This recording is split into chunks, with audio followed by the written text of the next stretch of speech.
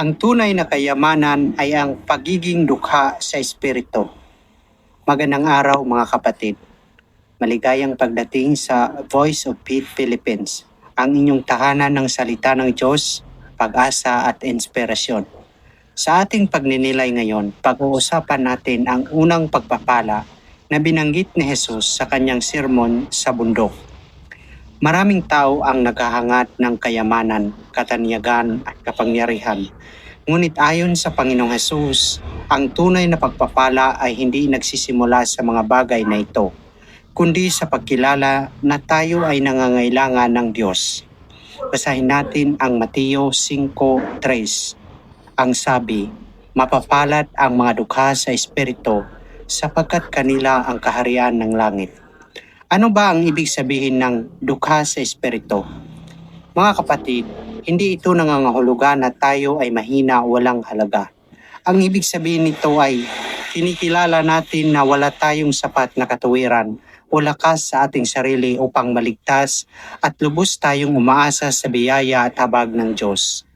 Ang taong dukha sa espiritu ay mapagpakumbaba. Hindi niya ipinagmamalaki ang kanyang sariling kakayahan o kabutihan. Alam niyang ang lahat ng mayroon siya ay biyaya ng Diyos. Ito ang kabaligtaran ng pagmamataas. Ang taong mapagmataas ay iniisip na hindi niya kailangan ng Diyos. Ngunit ang taong dukha sa espiritu ay araw-araw na lumalapit sa Panginoon at nagsasabing, "Panginoon, ikaw ang kailangan ko. Wala akong magagawa kung wala ka." Halimbawa, isang magandang halimbawa nito ay ang panalangin ng maniningil ng buwis sa Lucas 18:13. Hindi niya ipinagmalaki ang kanyang sarili. Sa halip ay sinabi niya, "Diyos, mahabag ka sa akin na isang makasalanan." At sinabi ni Jesus na ang taong ito ang umuwi na itinuring na matuwid ng Diyos. Bakit? Dahil siya ay nagpakumbaba at kinikilala ang kanyang pangangailangan sa Panginoon.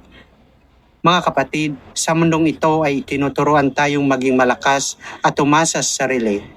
Ngunit itinuturo ng Biblia na ang tunay na lakas ay nagmumula sa pagkilala na kailangan natin ng Diyos.